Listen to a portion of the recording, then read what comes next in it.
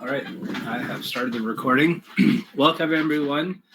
If you didn't know, I suspect everyone knows, but tonight's call will be hosted by the world famous Ian Frankel, who I'm sure everyone will recognize from the review video, and we're going to be talking about Kickoff. Ian made a great suggestion. It would be great if we could just hop in the video here and say who you are and what team you're from. And I'd also love to know if this is the first time you've joined our call, our Sunday night call. So if anyone wants to kick that out, I guess I should start. My name is Scott Davis. I'm a mentor for 2052. This is not my first call. I'm Stacy Foreman. I'm finance mentor for 2472, and this is my first time, brand new mentor. Yep, I'm Mohammed. I'm also a mentor of Team 2052. I've been a couple of calls in the past.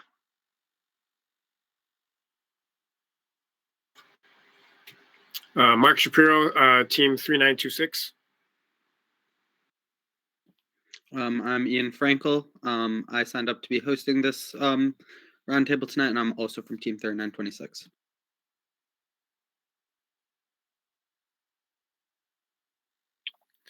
I'm John Stratus. 34 and 3275. Out of Cass Lake. Thanks. And John Stratus from 2177, Robettes.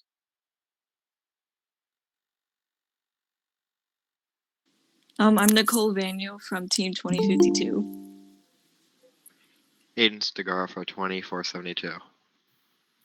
Tasha Olsanowski from 3277, first time. Lauren Cook from Team 2846.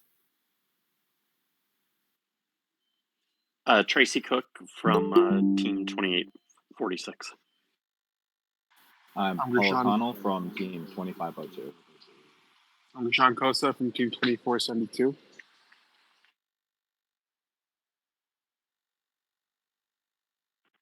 Kurt Tice, also from 2472. Isaac, Team 2052. I'm M from 2450. I'm Kevin from Team 2052. I'm Anjasi Mukherjee from Team 2472. David Westerberg from Team 4009. Quentin from 2549.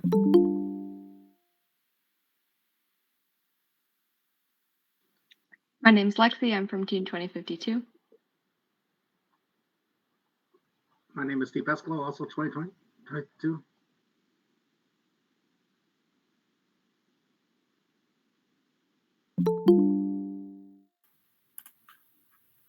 My name is Julie, and I am 2549.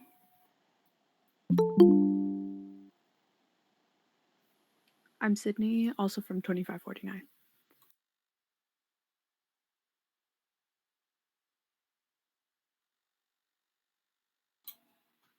Any other folks want to introduce themselves? All right. I will say one more thing before I turn it over to Ian. It's always great if people want to help, especially when they're talking, keep their cameras on. It certainly helps the conversation, but only if you're comfortable doing so. Don't feel obligated if that makes you uncomfortable. And if you're new to the call, hopefully you signed up for the mailing list and that's how you found out about it. Otherwise, at some point here, we'll post the link in the chat and for how to get signed up for the mailing list and add the Sunday night call to your calendar. All right, Ian, the show is yours. Take it away. All right, so obviously the game Crescendo was released yesterday, and this call for the most part is going to be more of a unstructured, kind of call talking about what people's initial reactions to the game is, what strategies people think will work, and questions about the game that people have. And we see a lot of interesting things that are unique in this game. Obviously, it looks a lot like 2013 Ultimate Ascent, but it also seems to have, a lot of differences in the lack of full court shooting and being a shooting game where you can only really hold one game piece at a time, which we haven't seen since Stronghold, really. So I'd like to know, what people's thoughts are about that to start with.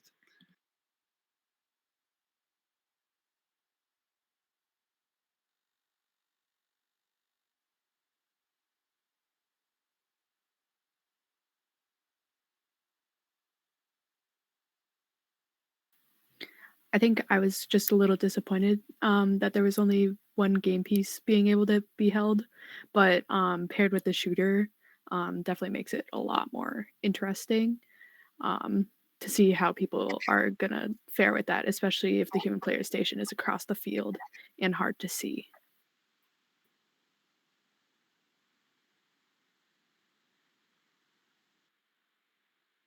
Yeah, and I think it also is going to make the choice between the amp and the speaker really difficult for teams, or choosing to do both. And I'm wondering what teams are thinking about for that trade-off right now. We were kind of thinking that it's important to be able to do both, and that the amp is just something that can't be missed because of how many more points it gives. 2 scores into an amp and 1 into the speaker is worth more than 3 scores into the speaker.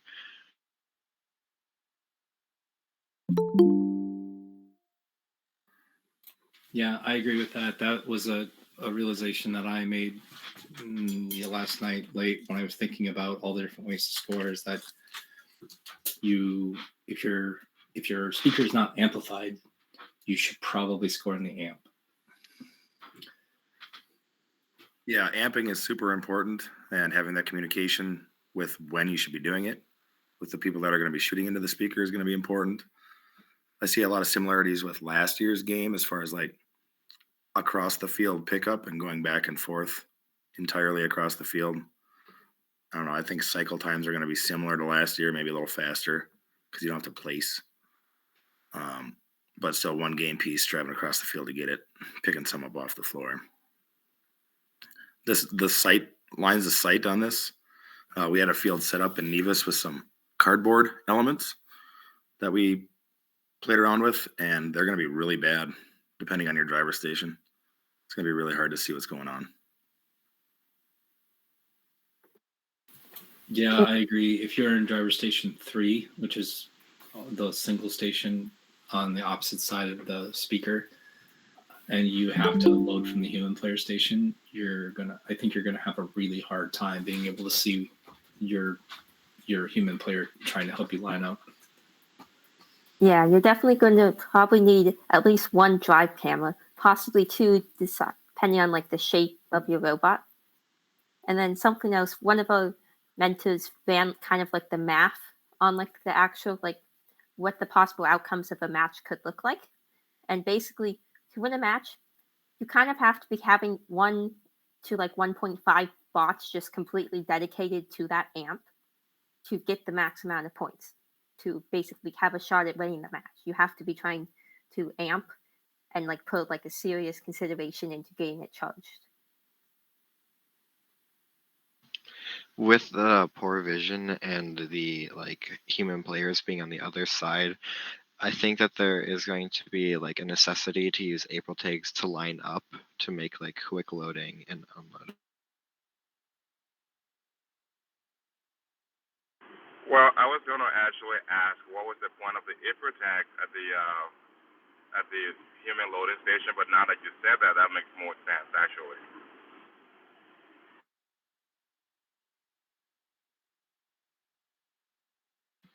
Yeah, I also think that being able to amp is going to be super important, and I also think a lot of teams are going to write it off this year, especially because the kit bot shooting's worth more points, and we're also going to see, from a standpoint of being worried, like, what if I don't have, a good shooter bot on my team that can take advantage of amping. I think there's going to be, that fear in a lot of teams, and I think it's almost going to become like what we saw with dedicated hatch bots in 2019, where they were both a rarity and a necessity on the field. Back on the human player thing with April tags, I think the need to use the April tags is higher because of there's the dividers in that. If there were no dividers, and you could do adjusting like with the dropper with the human players last year, human player stations last year, this is going to be lining up and having a wide intake for human players is going to be important. Yeah, that's part of like why our team we specifically said we're going for ground take only, because the human player can always just throw it on the ground for you to pick up. There will always be something on the ground, no matter what like time of field it is. And although then you can't line up with April tags, but feasibly we know our programming team that would be a big ask for them, because we're trying to be able to do basically everything in the match. And so asking them to also do vision wasn't feasible.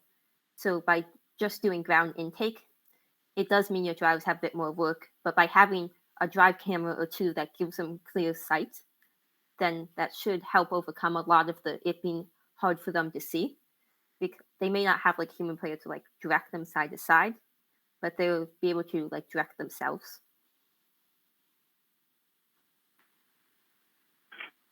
So I had another thought with the the competition. Going back to that amplifier part, do any of you think that it might be a strategy used by the opposing alliance to say, hey, while we have an upper hand, we are not going to do it, or is that something that's going to be more like super one of the easiest, not easy, but one of the common things that hey, if the other person push the button, then we will, or is there going to be one where you push the button and then they were like, nope, we're not going to, and then because when that's going, you cannot amp up. I think doing cooperation might be better for higher level teams, since it is kind of the tiebreaker. Those teams higher up in the scoreboard are going to care more about that, and they're going to want to do it more. But then lower level teams have the option to refuse that for them, and it can be kind of a strategy, especially in quals. If you have two higher level teams going up against each other, sure, they might want to do the cooperation, but if you have a higher level quals alliance against a lower level quals alliance, they're probably going to refuse that because they don't want those teams to be able to do that. I think in earlier weeks we might see the cooperation happen a lot more, like just as a default thing that all the teams do, but in later weeks, and especially going into champs, I think when there's contested matches, we're going to see it happen a lot less often and a lot more deception happening from those teams, especially because it benefits each team individually in terms of winning the match to not cooperate. And so, especially, obviously there's the ranking point threshold reducing, but if you're a team that thinks that it's not going to make a difference whether the alliance is going to go well over the threshold either way, or the alliance isn't going to be able to make that threshold, then I think we're going to see a lot of teams focused on winning the match, which is valued more. And so in that case, they're not going to want to, spend half of opportunity to amp on that. And I think that we might see a lot of like, if there's a first seed going against a second seed, the second seed has, slightly better partners, but it's still going to be a close match. And they want to make it so that that first seed doesn't get those 4 ranking points in a match.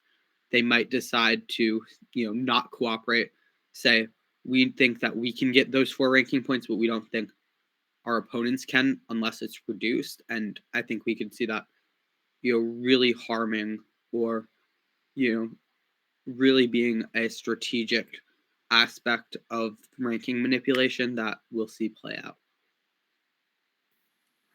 I agree with Sydney's take on it quite a bit. I think if you're in quals and you're on a weak alliance up against a strong alliance, I say probably don't cooperate. I think that's going to be a thing. Yeah, because 45 seconds is a lot of time to not amp up while they're amping up and getting higher bonus points and you being a nice guy.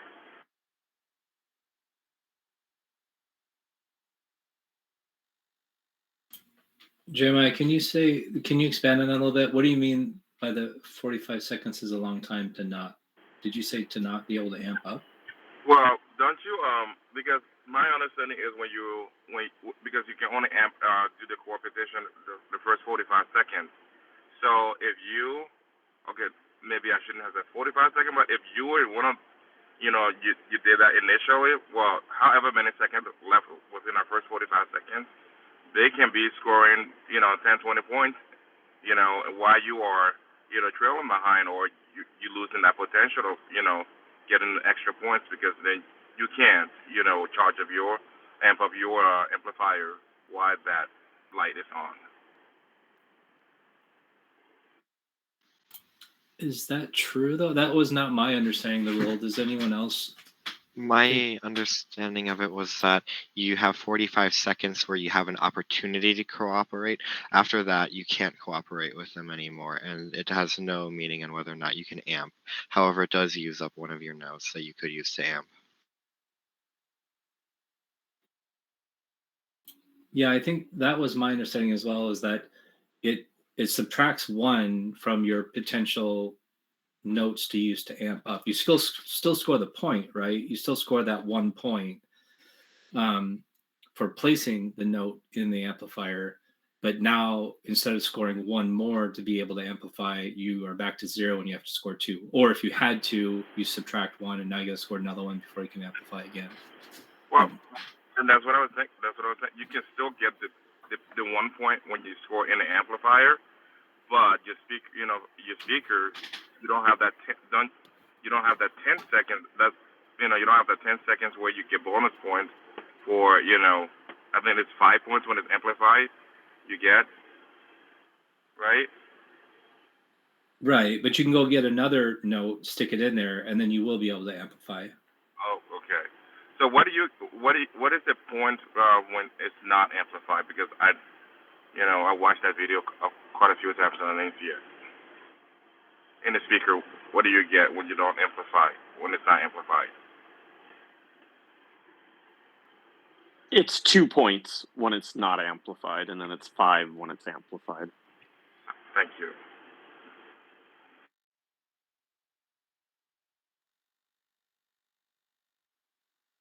How much do you think we will be seeing teams score in the speaker unamplified during the game? Because I think that there's a big question of do you save your notes to play in the speaker until it's amplified? Do you stockpile them in the area? How do we think that teams will be handling that? Well, I think for one that you should be trying to focus enough on amplification that you shouldn't have to wait too long. But also, I mean, if it's it's going to be 20 seconds, or you could do another cycle before it will be amped, then you should probably just shoot it and go get another one. But if it's 5 seconds or so waiting, you're probably not going to be able to get another piece and get back there to shoot. Because if you're ready to shoot, then you have at least a chance of getting another cycle in, possibly, and getting 2 per amp zone. So you if it's going to be a long time, then yes, there is an argument for shooting it and getting another one. But if it's a close time, then you probably want to just wait. But it's probably going to be hard to say that time until we get into actual match play. Well, this game, do you think it's going to be a common strategy where to go if you have a robot that can do the amplifiers? Be like, hey, you just keep putting game pieces in there, and somebody can be hauling, and then one person is scoring. But then when you do that, though, what you also open up is, and correct me if I'm wrong, there's an element in this game that seems to be with infinite recharge, rapid react is, you can go and play defense as long as they're not docked against their podium. As long as they're not in a safety zone, you can disrupt, their scoring chances by even just bumping into that robot. That would even knock off the attacks from being 100% accurate. So. That's why you want to have your robot pressed up against the speaker and keep your movement going because they're not going to be able to push you off. So if you are against the speaker, they can't touch you. No, they can touch you, but if you're pushed against it, they're not going to move you. If your wheels are like actively pushing against it, your shooter shouldn't take but a second or two to shoot, right? And even if you have a swerve drive, you can just turn all those wheels inward, right? And that should still give you, If your wheels are pointing at it, they're not. It's tough to push you sideways. I mean, they're not going to throw it off that much. Okay. If you're right against it, right? Yeah. And if you're up against the stage, they can't touch you. Anybody else? Fall for touching you. Just like shooting from the hanging platform, kind of, Although, a couple years ago. I believe that stage invincibility or rule only like activates in the ending moments of the game. Well, no, there's the podium that you can rest. Podium, yeah. It's like attached to the stage, Okay. and it has like a pretty good shot to the speaker. I got maybe at a 45, slight 45-degree angle if you had to, Well, do they have that on both sides, on the left and the right? The podium, I think, is just the face facing the driver's station, I believe. No, I'm talking about the safe zone where you can just dock and against the do they have it on the left or the right or It's just on the way it is there's one point of the triangle is facing the driver stations, and then there's two like in the back, and the one facing it has it. So because also the other two you wouldn't necessarily even be able to really get a good shot on. Correct. Okay.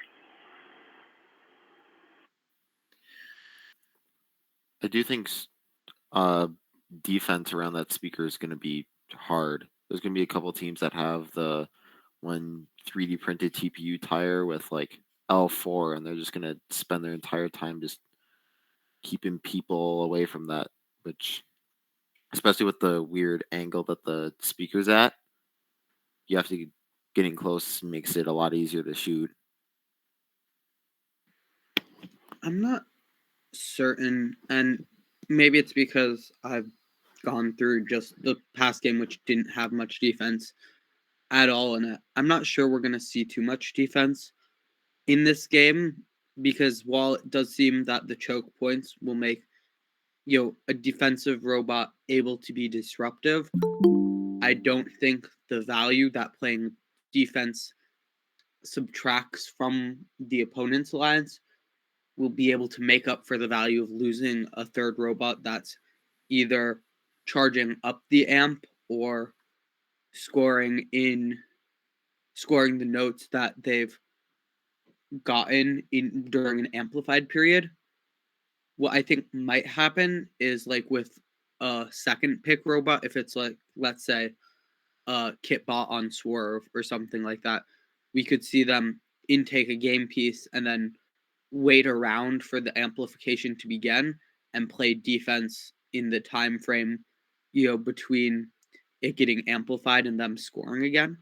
But I don't necessarily think that there will be hybrid, like fully focused defenders in this game, although I could be wrong. I haven't experienced enough FRC to really know. I do think it'll be a common. My mechanism broke. I'll go play defense now. Yeah.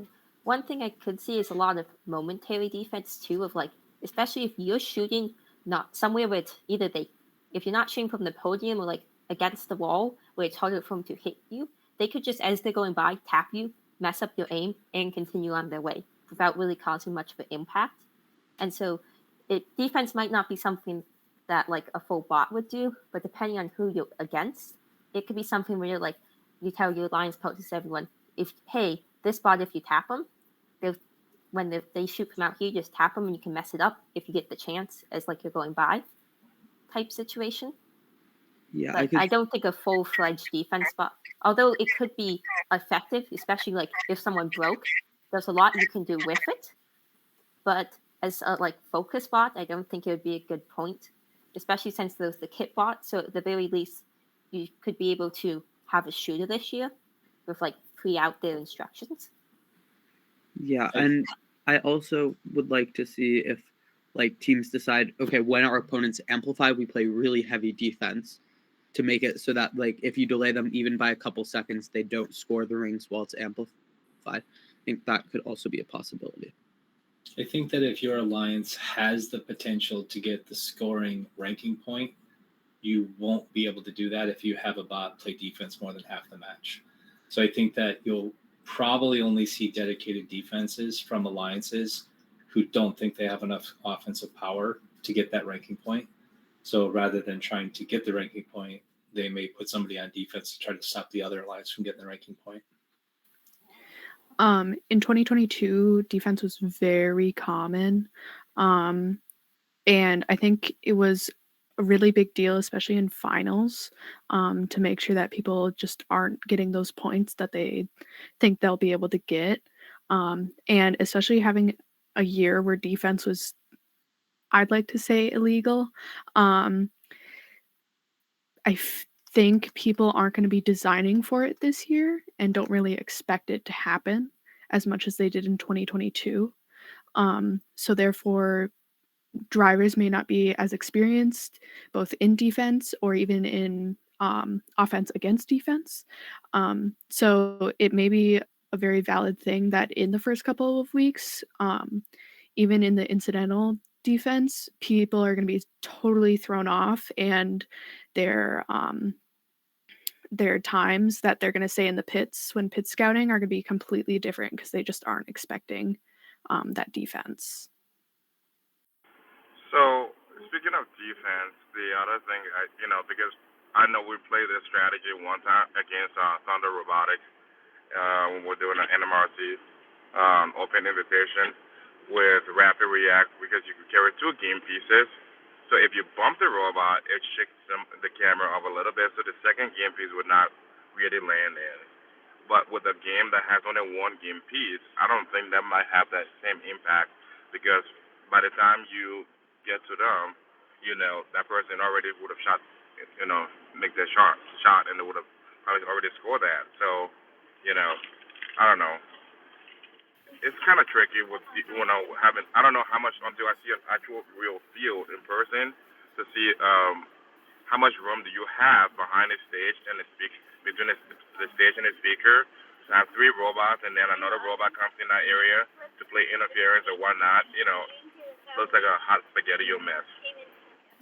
And like, in my opinion, feasibly, the best one with defense this year would be kind of not so much the disrupting the shot works good for momentary defense, but let's say like you break and you need to play full defense. Really, the best, probably most effective way would be preventing a team from getting to their shooting point, which does mean you kind of need to know where they shoot from, but preventing them from getting there, preventing them from getting to the intake, just slowing them down, because realistically, you're not going to be able to fully stop them. But if you can make their cycle go from 10 seconds to 30 seconds because you're bugging them so much, you just possibly cost them 2 cycles, which can be a lot of points.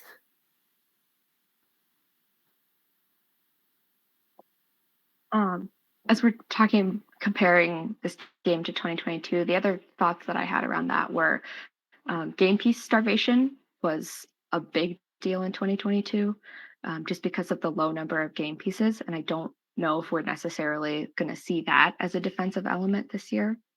And also, given that each alliance has their own area that's scoring, yes, robots will be crossing when we cross the field to go get notes from the human player, but it's not like everybody's surrounding one central target. So kind of like charged up in a way, I think teams are just going to kind of be separated, and that momentary defense is going to, like Lauren's talking about, is going to be a lot more important than dedicated defense. Yeah, I would agree with you, Lexi. 2022 had a limited number of pieces, so defense was more possible from like keeping people from being able to pick them up.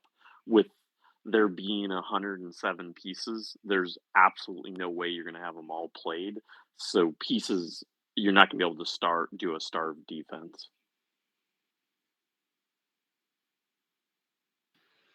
Yeah, I think that the way game piece allocation this year is very similar to rapid or charged up. I'm too tired for this. Where that because you kind of have the preloads, but then you also have just a few in the center that teams are going to fight over before starting their full field cycles. What's interesting about those central pieces this year is that they're going to be shared during autonomous, and I wonder how teams are going to handle that for their auto routines and how competitive people think that will be, both at the regional level and eventually the championship level.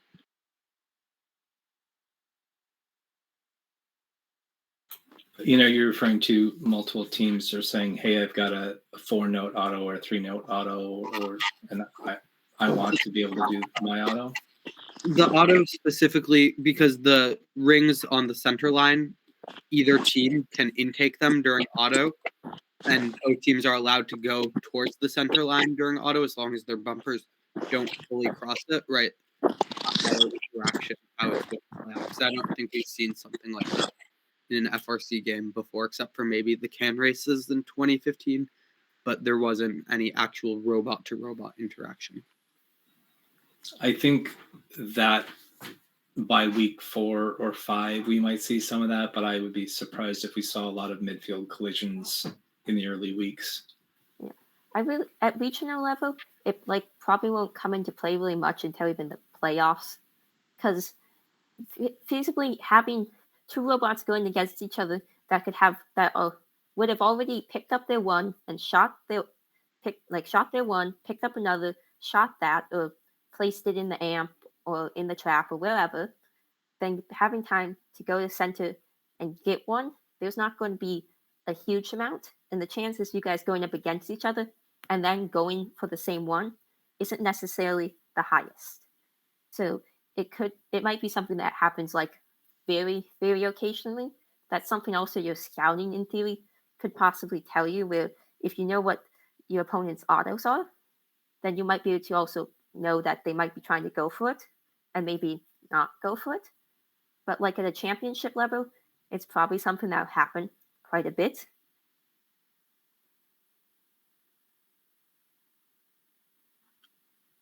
Yeah, it's kind of a scary proposition if you have an intake to run to that middle. If you have an intake outside your bumpers and to run to the middle and worry that somebody's going to go for the same one in the middle, and then you might be stuck for the entire match with a broken intake.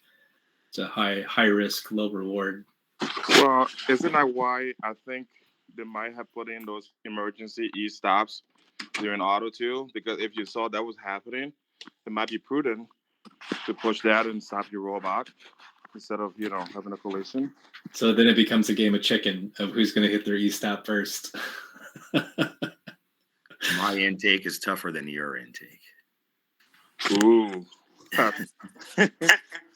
Or even just running through and sweeping all them out of the way. So if they have a pre-designed path plan that isn't using a camera to locate them very well, you could just sweep them. I don't know. There's options there. Okay. I don't want to be the guy who asks a different question from this, but if you guys don't, unless somebody else has something else to keep talking about this, I have a different question. Well, I have another question about auto, but we can either hold it or do it now. Ian, what do you want to do? Go ahead, Scott. I think there's a couple people who still have things to say about auto. Okay. But then we can move on to your question after we finish discussing the autonomous period. My question that I'd like to get feedback from the group on with auto is, if you have a multi-game piece auto, so let's say, for example, those game pieces are actually fairly close together. In theory, you could score the one you have and then pick up and score all 3 in 15 seconds. That's a robot moving a lot in a pretty tight area. And my question, and what people's thoughts on this is, there are a lot of teams, especially in early weeks, where they just don't get autos done. They ran out of time. They got the robot 2 days before the competition. And so all they can do is score and then drive straight for 3 seconds. It's going to be really hard to score and drive straight for 3 seconds and not get in the way of a multi-game element robot, because you're all going to be in the same spot. And if you're just going to try to drive straight to cross the line, it's going to be really hard to find a place you can drive straight without running the risk of running into a partner robot that's trying to do a multi-piece auto. Does anyone think that's our concern, or think that Well, teams will be able to find a way around that? Well, I'd say something. There's 3 robots. There's 3 game pieces right in front of you. I would say maybe don't try to go for the other ones. There's the ones in the center that you could reach. Or you could try to do something that might take a bit more time, like scoring in the amp, or even scoring in like the trap in auto. So then, because just when you try to go behind them, that basically it means you have a robot either has to delay when they leave, or they just don't move in auto, which is costing you that leave point, no matter what. And because although you may not get that piece scored every time, you could just always pick it up at some point, or they could pick it up just immediately after. And I mean, although it may not get scored in auto, which is a negative, it's still going to get scored. And I fear the fact that there's going to be a lot of robots that are going to be able to move backwards. And I just don't know if it's kind of worth it to try to do autos that go behind the other robots when you can just do autos that do like a more advanced task with the note. What I think is interesting is that because the scoring for auto is the same as the scoring when it's already amped up, I'm not sure missing pieces in auto in the high goal might. I'm not sure if it's going to be like, I think it's going to be an advantage time that every single team uses, but I'm not sure it's going to be as crucial of a time to use as it was in previous years, especially because I think the delay for robots isn't going to be in taking and shooting. I think the delay is going to be, crossing that full field and getting back with game pieces. So a part of me wonders if a better use of time is just to make sure as many of the center line contested game pieces are in your area as possible, right? To start teleop strong, you get your first amp, and then you score like, the 4 whatever number of rings that you have gotten into your area. But like Scott was saying, early weeks, there are a lot of robots that don't move or can just move a little bit backward and get out of their zone. And if you have a team that can pick up 2 or 3 of those other placed game pieces, that's 10 to 15 points. And that's a huge advantage to start out the beginning of the game up by 10 points rather than just get the couple points to leave. And if you can work with those teams and help them get an auto that helps them just back up over on the other side, the problem is that amp is right over there by those 3 game pieces.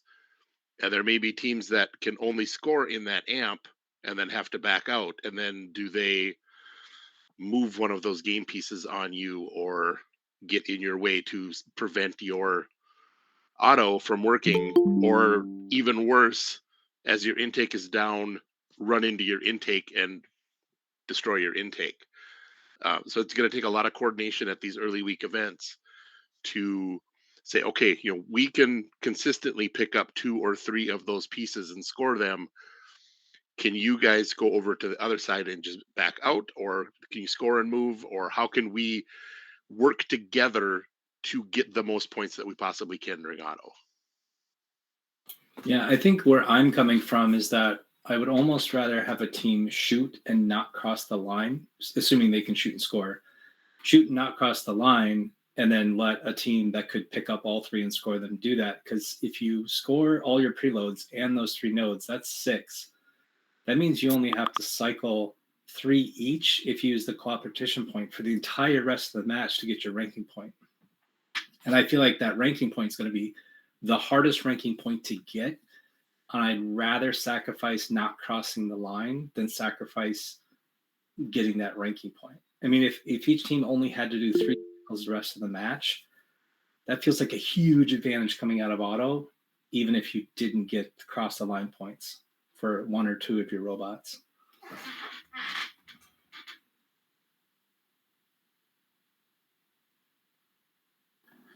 I had a kind of related question of no one has said anything about scoring in the amp in auto. Is that a dead strategy? And you can tell me go read the manual. So I apologize, but does scoring in the amp in auto start the process of amplifying in teleop, or are those completely not? Okay. It does, and it gives double points for scoring in the amp, but I think teams who have a shooter are going to want to shoot just because the score differential for shooting, it's basically, free amped up time compared to, maybe getting the amp one cycle sooner in teleop. Sure, that makes sense. I could see a benefit to scoring the amp because you can line up almost right next to the amp, drive up a little bit, dump it in the amp, then go to the center line and pick up another element and maybe get driven back in time to score that one. So if you're partnered with a team that can do two, let's say that you're partnered with two robots. One says, I can pick up 2 notes and score those. And the other robot says, I can pick up 1 and score those. Then having an auto that says, hey, cool, I'll just dump it in the amp and run to the center line and try to snag one of those. I think it's a very specific scenario, but I think I'm going to encourage our programmers to put that auto on the list and hope, if we get all the other autos done, I think there's a place where that could be a viable option in auto. And also, I'd say the amp offers the possibility of, if you need that competition bonus, you already have it in there ready to hit the button. You don't have to go and get it doing the thing, because the competition you can only hit again in the game. And in case something happens to like your amp bot or something, you have it there ready to go. And then I had a question, because Lauren, I thought you stated that you could maybe put one of the game pieces in the trap during autonomous. Did you misspeak, or is that really true? From how we interpret the game, we couldn't find anything that said you couldn't score in there. It's just that they don't count the score until the end. And it was more of like our programmers kind of thought it would be funny to like do that just for the heck of it. Not that we necessarily would, but it'd be funny to score in the trap in auto. Lauren, you're gonna make them change the rule or clarify it more. Oh, don't worry. We think we already found a mistake in the rulebook. There's one. Apparently, the red side is half an inch longer than the blue side. Yeah, that seems like it was a mistake in the documentation on those drawings, but heard the first mention of the trap here, and I think that's kind of the elephant in the room with this game.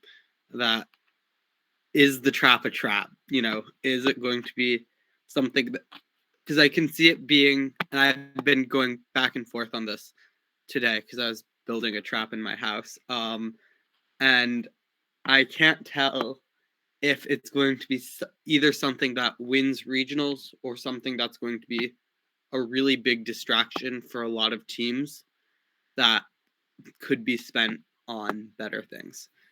And I think that's going to be a hard trade-off. It's the matter of getting that ranking point, because basically, if you don't have anyone that can score in the trap, you kind of have to have all 3 bots climbing, or have a good human player, and like it just without scoring in the trap, it's a lot harder to get that ranking point. But it's not something that every team should attempt.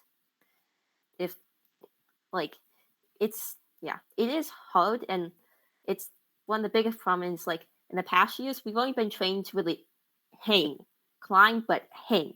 This you have to climb up, so you can actually physically reach it. Unless you try to shoot it, but shooting isn't necessarily going to be the most reliable way of getting it in there. And like if you miss with the shoot, there's no way to, and like it gets stuck in there. Well, that one's kind of just stuck. Well, there's also the weighted flap, so teams are going to have to lean against it to open it first, and so that's another. That was like where the like shooting it in isn't very reliable, because yes, it's a weighted flap. You can't. In theory, there's probably someone that's going to figure out a way to shoot it in there. That's not going to be really the most reliable. It's kind of like the jumping robot. Yes, you could jump on the ball. Was it the most helpful thing? No. Is shooting the thing into the trap the most helpful? No, not really. So really, you have to actually make a mechanism that can reach up there, but also one that can pull you up on the chain. Not just hang, but like pull you up on there. And am I right by reading that there's no way you can reach it from the ground? You have to be on the chain, correct? Yes, because you can go up to 4 feet, and the base of it is 4 feet 8 inches. So there really isn't a way to reach it from the ground. The only other thoughts that we had discussed a little bit with the trap yesterday was that I think we will see definitely not many teams, but there will be teams who say, okay, we need to be prepared if one of our alliance members ends up not being able to climb, like getting the trap shaves off half of the like the points needed for the ranking point. And so teams that want to, obviously they can't get everything by themselves to get all the ranking points, but want to get as close to that self-sufficiency as possible, will probably figure out ways to score in the trap, just to kind of overcome those scenarios where your alliance partner disconnects or breaks in a way that they can't climb and not everybody can get on stage at the end of the match. I think that the trap is going to be very important for a couple of reasons. One is what Lexi said in our strategy discussion, and this is a big problem with Steamworks, is you couldn't get that ranking point in Steamworks unless all three of your robots were operable at the end of the game. And so this gives you an opportunity to be able to get that ranking point with only 2 robots if one of them can put in the trap. The other reason I think trapping is going to be very important is that I suspect that's going to move, even if your team has struggled all day long and you've had some bad luck, it's going to move you right to the top of the pick list, especially as a second pick, so a third robot in an alliance, if you can trap. Even if it takes you half the match to get up there and climb up there and trap, I feel like that's going to be a big thing of that. What makes the best second pick robot? I feel like trapping will set you apart from everyone else if your robot's able to do that. But in playoffs, the ranking points don't matter. So why would trapping going into playoffs actually be a good thing? Well, that's a good point. Yeah, it's only 5 points. So yeah, I mean, I okay. agree. I retract my second part of that statement. So that's a very valid point. I think getting that 4th ranking point, getting that, what is it, the melody ranking point, is going to be very tough. Because if you have a robot that can't climb in your alliance, if you don't get one in the trap, you're not getting it. Well, there's always the option of doing a harmony climb with a second robot and then having the human player be able to do the ring toss. But that still doesn't get it without the trap. No, because that would hit 10 points because it would be... yeah, you're right. That would hit 10 points. Yeah, you're right.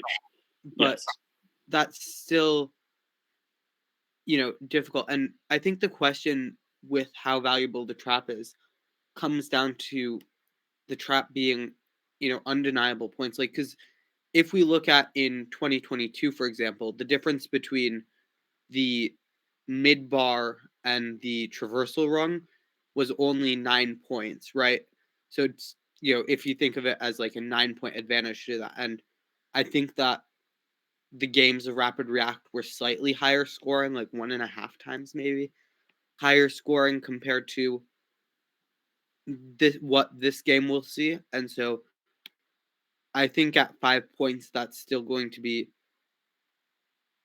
a very valuable addition to an alliance at the end game that could swing matches, but I'm not sure, by how much will it swing matches and how much is it worth, potentially adding an extra mechanism to a robot to be able to do that. Is that something for only alliance captains and those who want to, rank in the top 8 be worrying about? Well, the one thing to take and consider is it's worth 5 points, the exact same as an amplified ring. Well, if you think you can get more than like one amplified note in and like do something else and then climb, putting something in the trap is going to be worth less than that.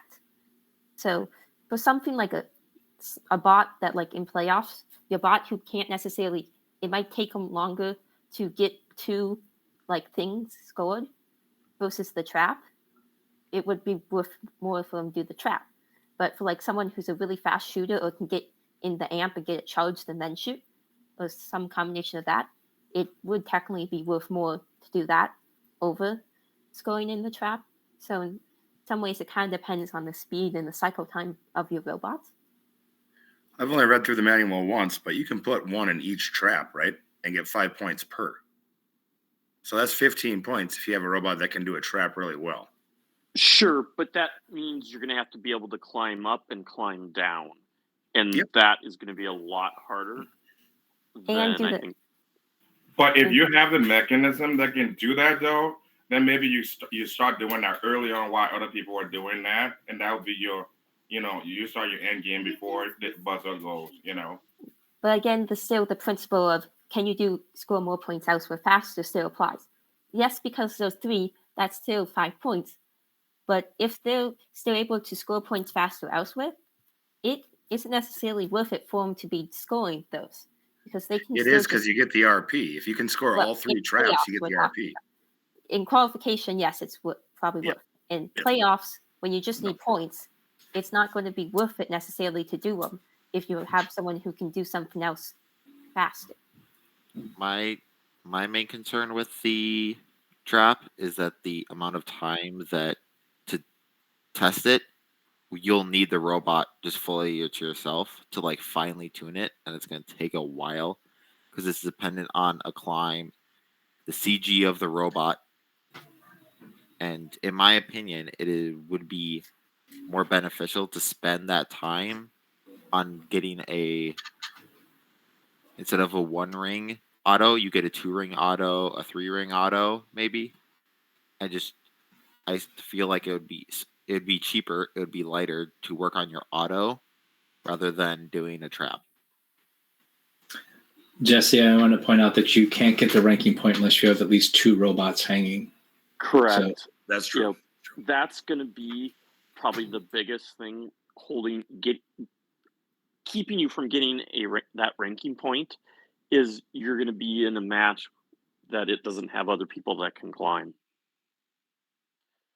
And week 1, it's hard to gauge, right? Because there's all these different things that you need to do, and are you going to be?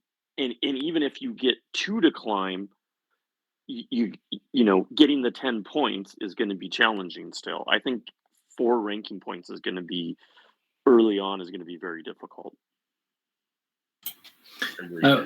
I think I agree with everything you guys have said. If you go back and look at Steamworks and you watch Steamworks regionals, or you just look at how the rankings points shook out in Steamworks, there were a lot of matches where 2 robots, all 3 robots couldn't get climbed. It happened a lot. And did that keep you from getting that ranking point then? And that kept you from getting the ranking point. And so likewise here, if you get 2 robots up, but you can't get that 3rd one up in the air, having the trap that's gonna elevate your ranking very quickly throughout the tournament, because I think it's going to be very hard. I think less in the early days, we might have less than half the matches where 3 robots climb. Oh, I would, But I agree. you might have 80% where at least 2 climb. And so, having that trap ability, you think it'll be that high? Well, we'll see. I mean, you just have to get off the ground. Like for Steamworks, you had to get up and you had to engage a light. But you just got to get off the ground. So even just a 6-inch stroke piston or a winch that just gets up a little ways is all it might take.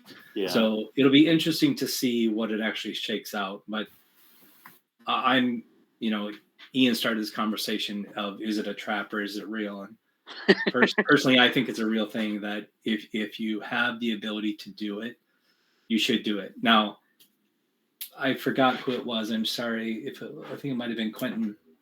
Quentin makes an excellent point. If you're running short on time, get better autos. I think better autos are going to make a big difference, more than that trap. Especially with defensive autos being a thing now. If you can score one and then fly out to the center of the field and just ram all of those and knock those points over to your side of the field, it would not be good for. That would be a good way to disrupt autos. You would have to be pretty brave with breaking your robot. Your pit might hate your coders, but. And you have to be pretty brave with breaking the rules too, because you can only control one at a time. Yeah. Well, if you could outtake it really fast after you intook it, or I think from the safety perspective, I know that the Minnesota U of M robot in 3 days team has figured out how to do an intake where the game piece goes completely under the bumpers. And I wonder if we think that those types of intakes are going to be more popular because of the auto dangers. U of M. Oops, sorry. Yeah, I'm looking at trying to do a prototype like that too. And the thing that concerns me about it is that once you intake one, as you're driving back to score it, if you run over another one, then you're controlling two. So you'd have to have some kind of block that would block it off as you're transporting one that you have in your possession. Otherwise, as soon as you run over one, you're automatically in control of two, and that's a problem. But yeah, I like that design. It's cool. And Cranberry Alarm, I think was playing with that too, or one of the other ones I saw. But yeah, that underneath the robot intake is kind of neat. Another thing with the defensive auto, you don't even have to intake it. If you have your bumpers all the way to the ground or something, and you just hit you would need swerve or godforsaken mechanism, but you need to hit you could just hit those at a 45-degree angle, just to, because the notes slide like a puck on ice. So if you are going fast enough, that should deflect them 2-3 feet. But with the defensive auto, the thing is, the other team can just go and pick them up afterwards. It might slow them down a bit. They might not get an auto, but you're not going to be able to control all 5 at once. You can't with the rules. You only have 3 bots, and each one can only control 1. So there's always going to be at least 2 that the other team would get. And yes, and you're risking your bot getting penalties, because if you're to push them inside without picking them up, you'll most likely have to cross the line, which means you're open to penalties, which, although they're less than last year, penalties still can easily make or break a match.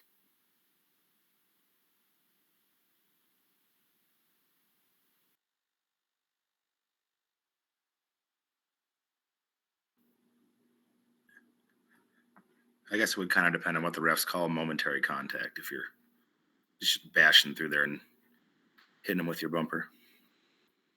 Well, I know that there were autos in Rapid React that intook 3 game pieces at once, abusing the momentary rules, and I think that we might see something like that again potentially, or just something that can outtake really quickly and not like care about where it lands, as long as it doesn't land near the opponent's side.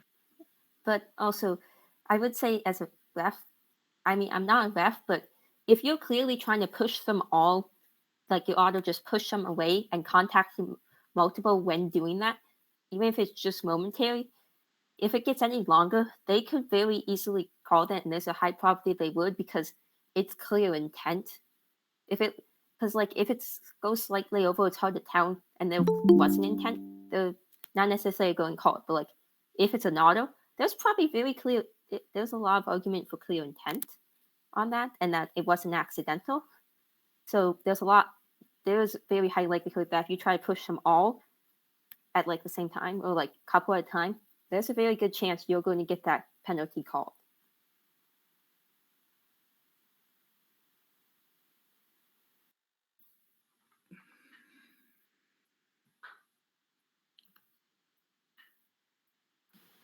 I just kind of had a question about what people were thinking for designing shooters.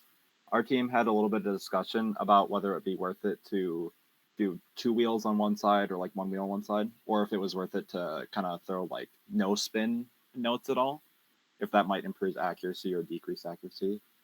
We were going to do testing with that, but I just want to know other people's thoughts. From being able to throw the notes on an actual field, Throwing them without any spin they don't really travel distance very well, especially with them being foam. They just kind of flip through the air and go maybe 6 feet, versus putting a spin on them, you can throw them almost fully across the field. And it works a whole lot better, especially as like a frisbee.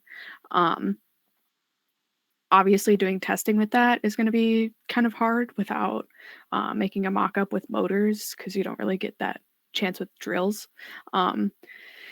But it's definitely worth it to put that spin on there.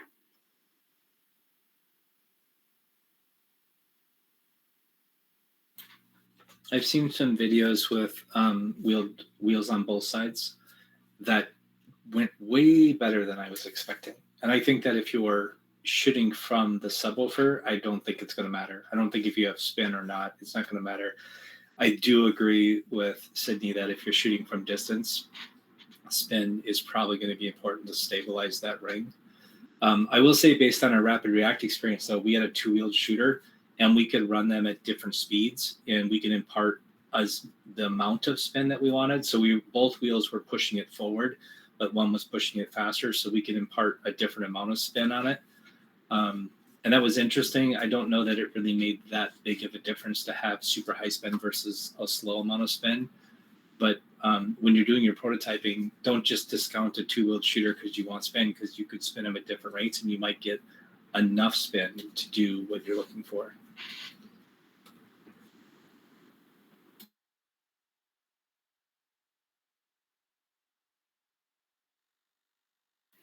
Also, along with testing, I haven't, obviously with your arm, it might not be as well as doing it with motors, but I am not sure if you could put a curve on it like you could with a frisbee.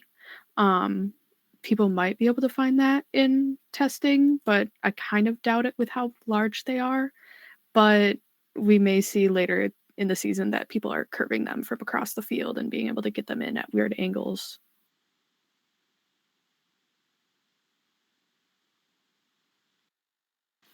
Also, are people deciding to go more with variable shooter designs or more constant angle shooter designs? I would say we have a driver who being able to stop on the line, that doesn't work very well for her. We just chose going straight for the subwoofer type, just hit that, and she doesn't. And so one, it's a lot hard to play defense against this, and two, she doesn't have to spend time trying to line up. She just goes there, she hits it, it gets shot, and she goes. Because although variable could be done, it's if you're like fully focusing on shooting, I could see the argument for it. But since we want to do more than just shooting, it's a lot of resource commitment, and it adds a lot more complexity to create a shooter that you can rotate the angle of versus just picking a shot line basically, or a shot point.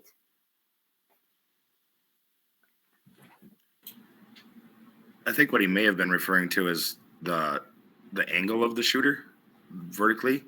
So like you saw the kit bot one can't score in the amp at all just because of the angle prevents it from doing it. So have a pneumatic up and down system, so like a low amp and then a pneumatically raised high for the speaker. But I could be wrong. I'm not sure what Paul was referring to, I guess.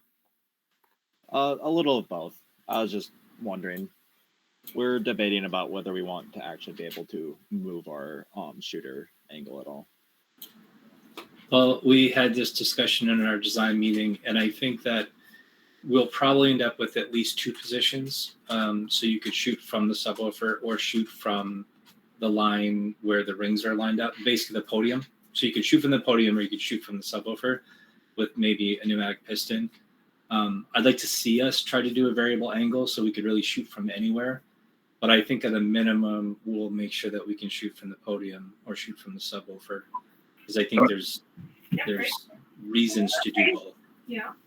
Don't you want to do a variable angle somewhat if you intend on using docking by the the podium to shoot, because I don't think that you will have the same angular you will have the same result push against the speaker versus just stop. Push against the speaker versus when you're backed up. Sorry guys. I was doing some stuff in CAD to figure out how big is that opening as you get farther and farther away. It's an 18-inch opening, so if you're looking at it from the subwoofer, it looks like a 17-inch opening, and if you look at it from the podium, it looks like a 12-ish opening, and if you look at it from the line that separates the wing from center field, it looks like a 9-inch opening. And so I don't know. I feel like everybody's going to shoot from their wing. I think if we have people that are shooting, or they're probably going to shoot from their podium forward. If we have people that are making it from further back than their podium, man, they must have to fling that thing at a crazy high speed, because there basically can't be any arc on the game element if it has any chance of going in at all. So I don't know. I feel like most of the shots are going to be from the podium in. I really don't think that very many people are going to shoot from further back than that. And the difference is 3 feet versus 10 feet. I mean, or 9 feet. So there's really not that much distance of variability. 2 shooting positions might be all you need. I'm going to encourage my team to think about a fully variable system, but I think 2 would probably be sufficient for almost all teams. Do we think that 2 shooting positions are I haven't looked at the angles too much, but do you think a team would be able to get away with like a middle shooting angle and just adjust the speed that they launch it at or something like that, and be able to shoot from both the subwoofer and the like whatever the protected zone's called? I haven't looked at it enough to actually know though, so I might have to take a look. You raise a good point. Changing the speed may be all you really need to do. The dead zone of where you can make it, and some place in the middle where you're going to miss, that might get really small, but just by changing the speed. That's a really good point, Ian. I hadn't thought of that. I had like some kind of a silly idea. Is it possible to like have a robot that sits at the source and shoots them across to the other side for other teammates to shoot them in and score on an area where they have like line of sight to it? You have to be, I think, at least out of your opponent's wing area before you can start shooting them. That's like a quarter of the field, I want to say. I'm not. Is it a full third of the field? Probably close to it. You can't. So there's 3 parts of the field. There's your wing, their wing, and the center part. You cannot shoot anything that crosses both lines. So you can shoot from the center into your wing, or you can shoot from their wing into the center, but you can't cross from one wing to the next. And in autonomous, you can't cross the line. You cannot shoot across any line in auto. So in auto, if you want to shoot, you have to get into your wing. If you go to the center line and pick one up, you have to drive into your wing to shoot. So you're not allowed to shoot across that line at all in auto. Yeah, it's kind of like icing in hockey, right? You can't cross multiple lines with it in the air. I had an unrelated question / topic. If people have more they wanted to say about variable shooting, I can definitely hold. But if people don't or want to move on, then mine was related to Kitbot. So last year, I think if I was talking to a team who was kind of lower resource, I would have not after the fact, I would have said focus on filling in the bottom row. Like don't worry about the top 2 rows. Like watching the game all the time. That's probably what I would tell a lower resource team. This year they have the Kitbot. What would be some advice to a team who doesn't have a lot of resource? They've built the Kitbot. Like what now? And they have like 3 weeks left or something like that. My advice would probably be put some hooks on it so you can climb and some pneumatic pistons. I'm just wondering if anybody has any other thoughts about kind of lower resource teams. What would be the next step after the Kitbot, or a suggestion? My advice, don't build a Kitbot shooter. Build a Kitbot amp filler. I think if you're a lower resource team and you have decided that you're only going to do one thing, I think you should be filling the amp. And then climb. Yeah, if you for sure climb. But I would say, yeah, make sure your robot can climb, and then your mechanism for scoring. I would highly recommend a team focused on the amp, not the shooter, because I think the amp is going to be harder than shooting. Honestly, I think the amp's going to be harder than shooting because it's so shallow, and you got to get right up to it to place it. And I think the amp is super important. I don't remember who brought it up, but you got to score on the amp twice in one shot. That gets you more points than 3 shots in the speaker. So, yeah, I would focus on the amp. That's my advice. And climb. I think I agree with what Scott said. I think it's a really interesting dynamic that this year the quote unquote low goal seems to be the harder challenge compared to what typically is. But I'd also kind of, be wondering what, if a robot, right, that's really good ranks number 1 at an event, right, and they had a choice between a really good shooting bot and a really good amp bot for their first pick, right, or average bot that does both, what would probably be that number 1 seed bot looking to pick? And that's something I've been going over in my head, and I can't really put a finger on it. Ian, that's exactly why I asked the question. So, and I don't have an answer either. So, thanks for bringing that up. The cranberry pie robot in 3 days. They tried various scenarios trying to get that thing to work, and none of them work except when you put a churro and when you shoot it. But then that's a mechanism that you can't put a churro on the amp, or you have to bring something that can sit from your robot that will rest on that. So when you shoot it, then it will fall in. However, there was another one I think there was another. If I feel like if you can roll it up and then bring it right on and then just kind of roll it back in, that seems like probably a mechanism that but shooting it, I don't think anything shot in there would just sit in there easily. I do have one complaint about the cranberry alarm video, and it is they were holding that with their hands and they were not holding it in the same place every time. Exactly. So we have no idea how hard it is. That does not tell us anything. I noticed that, so I'm like, wow, your hands kind of fluctuating all over the place there, but I think that if you wanted to do really well, I think it'd be better to do both, because if you were to put in, if you were to go full on amp, there is the 10 seconds that the amp is active, where any points that you put into there or any notes that you put into the amp will not be counted towards the next amplification. So there will be like a 10-second window for you to possibly score into the speaker, which could be an extra 5 points rather than sitting around waiting for the amp to turn off of the cooldown.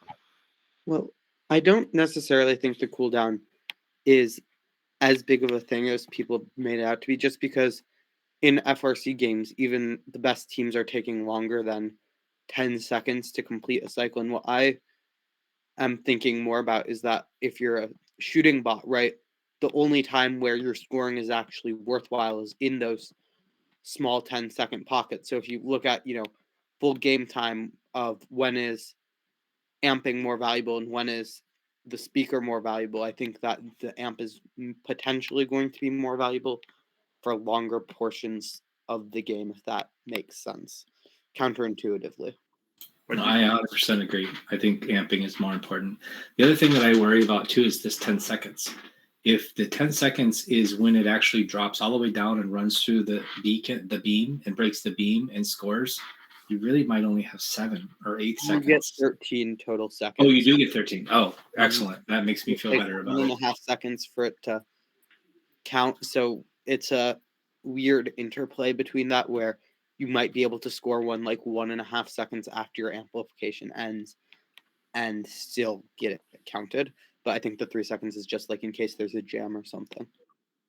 And the other thing, I think it was Aiden who said, if let's say you were dedicated to just amping things up, and you know, within those 10 seconds window, if you can grab a game piece and bring it near the amp, so that when, you know, when that window closes, then you know, that way you have the game piece right there. All you're doing is turning it around and then, you know, picking them up. And it's things that you can only carry one game piece in this game. I just, that was the one thing I said. I'm like, oh, I hope they made a mistake, but no, it's not a mistake. It's intentional. So, but I think you can just mine it until when it's ready for you to, you know, dispose of it, and then that could be a better use of time than trying to score it. You know. I think also with that 10-second dead time, it's going to take you probably 5 seconds to go across this field and come back with a game piece if you aren't lucky with pieces being near you. In that other 5 seconds, you can defense against the other team, especially if you are just an amp bot. You can potentially make yourself heavier and make a better defense, and just kind of mess around with the other bots and then come back immediately after those 10 seconds are over.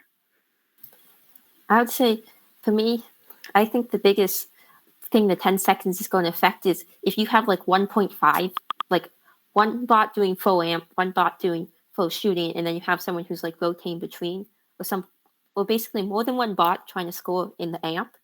That during that 10 seconds, that second bot can't like interact basically with it. So like in that 10 seconds, they need to be focused. You need to have at least 2 bots focusing on shooting, because that's the biggest thing I think it tells you, is that you really want to have a bot that can like switch between the 2 actions, because like if you can get one, and then one bot is going to get the next one, or get like another one ready to go for the next amp, well, the other bot's going to get one to shoot, and then your third bot is just been shooting the whole time.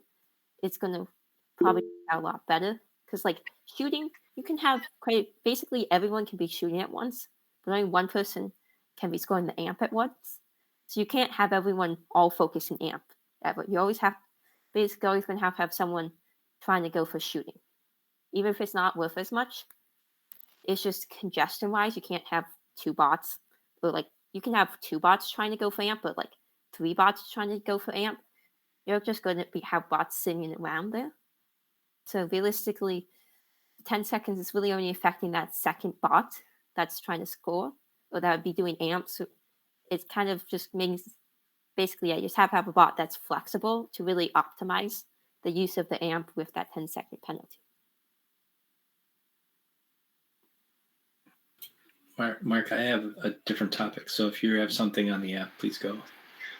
It's sort of related to what Lauren just said, and I don't want to stray too far, but does anybody think that there's going to be an issue with the bottleneck at the amp and or the speaker? They're both kind of in the same part of the field. It's the only place you can score is in those 2 places. I don't know. What are people's thoughts about that? I think people are really, especially with Kitbot, if you have 2 Kitbots on one team, the very front section of that subwoofer is going to be, everyone is going to want to be there at once, and it's going to be very contested, and you're going to have to be very well coordinated. So being able to score from like at least all 3 sides would be beneficial, but I think that there'll be congestion, but I think that one section will be the worst of it. You think the Kitbot can't score from the 2 sides? It can score in the video.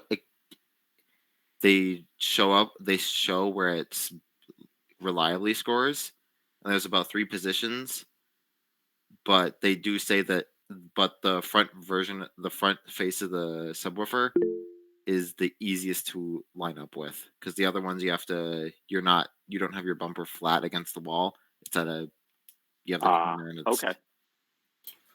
I had not considered this before, but I suspect the Kitbot will only be able to score from the front and one of the 2 sides, because it spins the hoop, and if it's on the side that's spinning, it'll actually hit the roof and spin it out. Oh, because they only have it on the one side. Right. So having a shooter that spins the wheel, you won't be able to, even though it's 18 inches wide deep, and you certainly would have enough room to get up from the side and score. If it's spinning the wrong way, it'll actually hit the roof and kick out rather than kicking in. I hadn't considered that until just now. But I think one of the kid bot. Sorry, yeah. So would that mean that shooters that don't put backspin on the robot are going to be important, like we saw in 2022, where you're going to want to accelerate it from both sides potentially?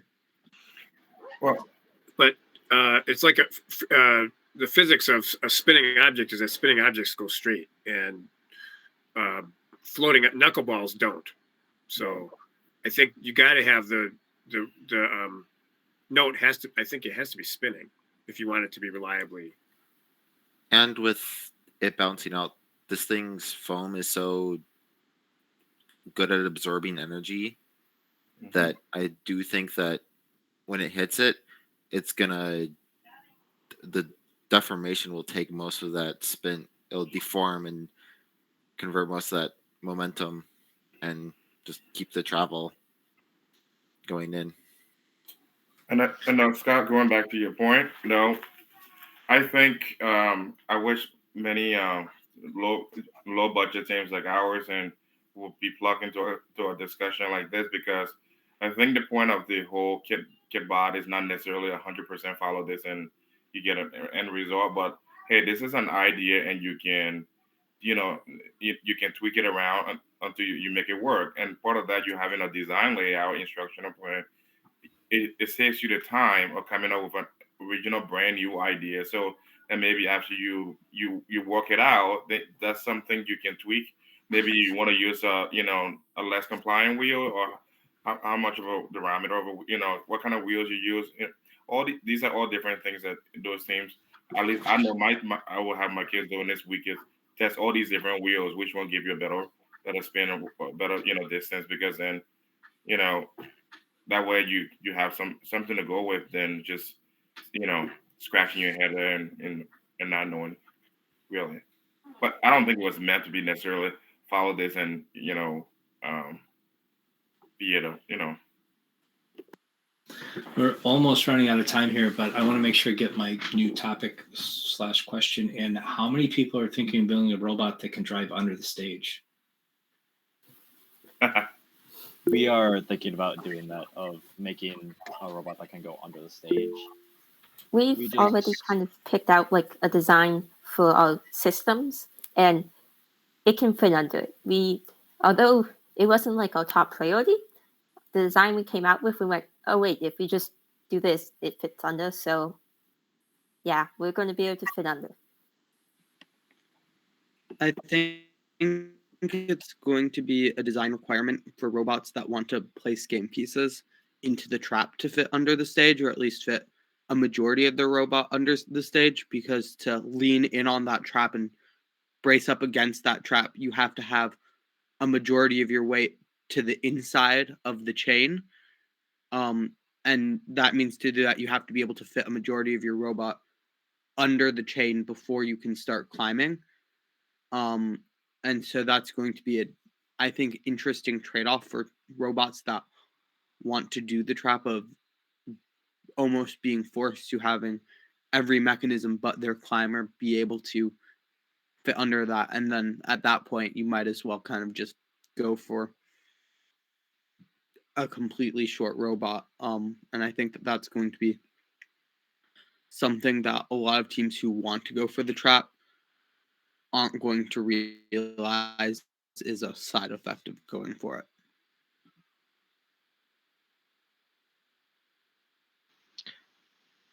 I think that, like, other than going for the trap, going under the stage may not save, like, it'll save some time, but I don't know how much time it will save and how difficult it may be to design around the low height requirements that you would need to fit under the chain. Because if you do at any point have something that's above the chain, it could be really easy for something to break off by getting caught in it.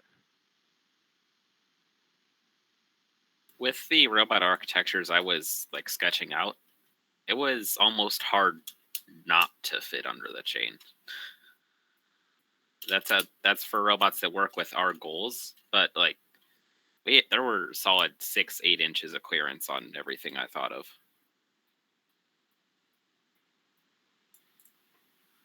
I think going under the stage is going to have the same importance as going over the charge station. Is that most people will be willing / can do it, but it will be just be like, if you're picking alliance, it'll be like, what's the difference between these two? They're by the numbers, they're the same. Oh, this one can go under. Okay, that'll be less traffic jams when it's super busy. So.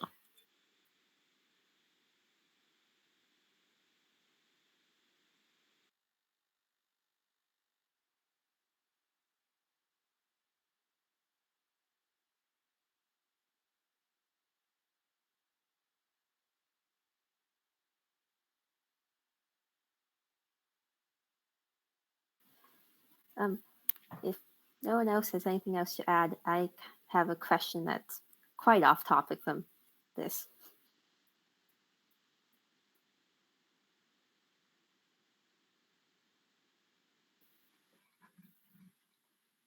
Go ahead.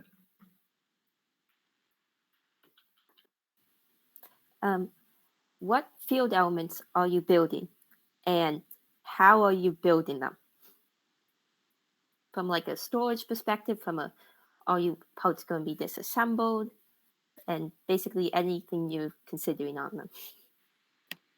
This year's, I think, brutal for field elements in particular because there's 2 very large objects at the least, especially for teams trying to do everything. I know that we still haven't decided which things we want to do yet, but we want to have our field elements as fast as possible for prototyping because we're just running an insanely aggressive schedule this year of having our robot done within the first 3 weeks, which is also what we ran last year and seemed to work out pretty well.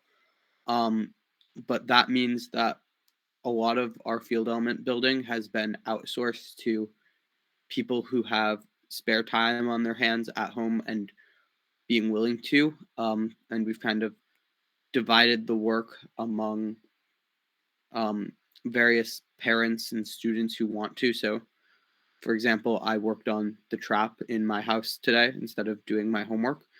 And now I have homework to do.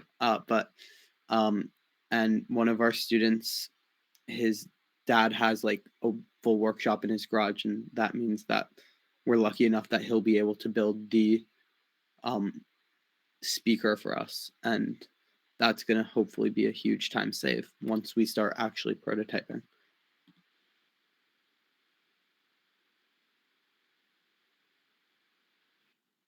Yeah, the biggest problem I see is with the speaker is the height.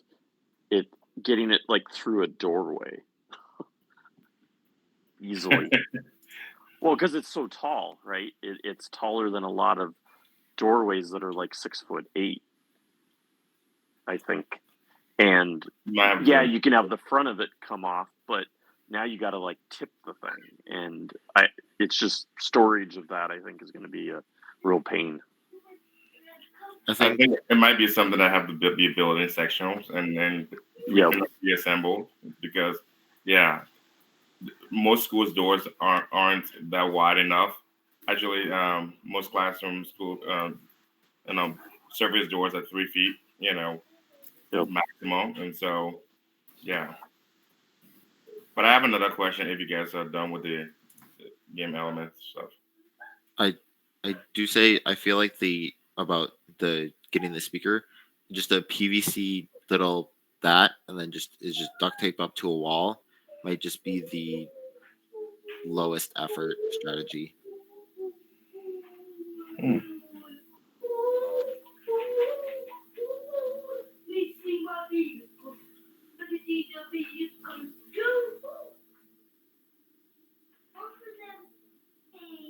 So I think we have time for someone had one more topic. I think we have time for one more topic, and I think we better wrap it up.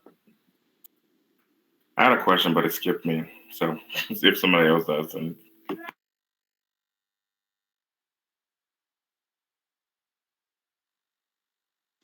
I kind of have.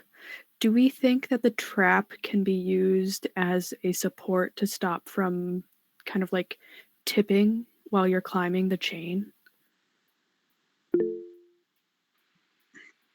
I think that the trap is going to be, I think, well, a lot of designs to play game pieces in the trap are going to inherently race against the trap because you need to open it up, but also, to kind of prevent that tipping. I think we're going to see a lot of teams that purposefully almost tip into that wall, because when I made it today, and I didn't realize this until I did, there's a lot of wall just below the trap and a lot of room for robots to race against that wall, and that may make the trap a bit easier of a challenge to do.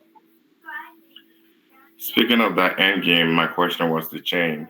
Did anyone think that using the ending mark, climber in the box hook, the hook, what's the chances of that sliding down if you were to, let's say, two robots were to be going at the same chain? Because the more robot on a chain, that's harmonizing, and so would it? What's the chance of that sliding off, or do you want to create something that would just latch or hook into the link, or what? My idea on going about that might be something like that can grip onto it, almost like a hand grabbing onto it with rubber, so you don't slide, and then another robot could easily go to the other side and get on there. Because I think, just a normal hook might slide depending on how big it is. Because if the hook is a tighter loop, then it might get caught on one of the chains going in, like one or the other way, because of the way that they're linked. You might get caught on there, but with a bigger hook, you might just glaze over it. So it might depend on your hook size.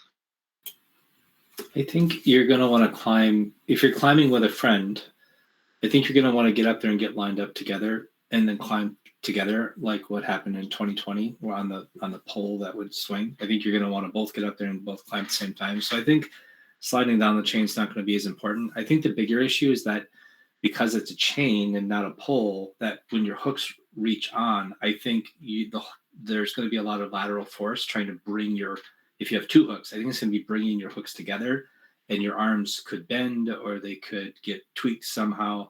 So I think my bigger concern with two hooks grabbing onto a chain is that how do I stop them from like coming together and torquing something in the frame of my robot? How do I avoid some of that lateral force? An interesting thing Team Rembrandt's posted on Open Alliance is they designed these hooks that had like these teeth in the middle of them that would dig into the specific chain link, which would basically force their hooks to stay on the same chain that they grabbed onto, which might be useful, but then you still have different forces to worry about. Because one of my kids actually used the ending mark hook yesterday to actually modify and do just that, and so, we haven't built a robot yet, but just hanging on, putting in one of those links, it held on, but you don't notice, like Scott said, you don't know what all the forces are until you actually it's in play, or you build something that actually testing the actual forces that of nature. So you may want your winches that pull your arms down to be independent of each other, so that you can pull and get one hooked on and then continue to pull the other one down until it engages the chain, and then pull them both up. So you kind of have one arm is higher than the other, and then that won't do that force of pulling in towards each other.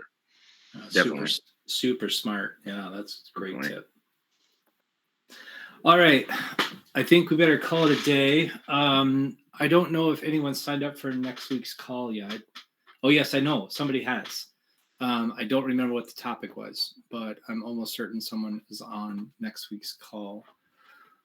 I promised that we would put something in the chat about how to get on the form, and did somebody do that? We post a link to the meeting. I'm going to post in the chat right now how to find information out about the roundtable. Let me go look that up quick. Here we go. All right, so it's 2052.com/roundtable. So we put a page on our website, and now you can get to all the things. You can get to the YouTube watch list for all of our previous calls. You can sign up to host a topic. You can add the recurring meeting to your calendar, and you can get on the mailing list. So all in one spot now, 2052.com/roundtable, and you can get signed up to make sure that you never miss another meeting. And then I don't remember. Oh, I have a link right here. I can second see what next week's topic is. Next week's topic is going to be Lauren. Lauren's talking about strategic design. Okay, good. Thank you, Lauren. So next week we'll have Lauren's topic, and then if we don't have anything for January 21st, by the way, all you new folks, anybody can host a topic. There's a link on that webpage. You can go there and you can sign up to host a topic. If nobody puts a topic on the list for January 21st, maybe we'll come back and we'll review how our prototyping went, how our build's going, how many autos you've already got written, all of that. Or if somebody decides, yes, I absolutely want to do that, then go sign up, host that conversation, and earmark the 21st for that topic if that's what you want to do. But Ian, awesome job. Thank you for hosting this topic. I really appreciate you getting this on the list early so that we had it earmarked. And great job kind of guiding the conversation tonight. All right. Thanks, everyone. Hopefully I'll see everybody next week.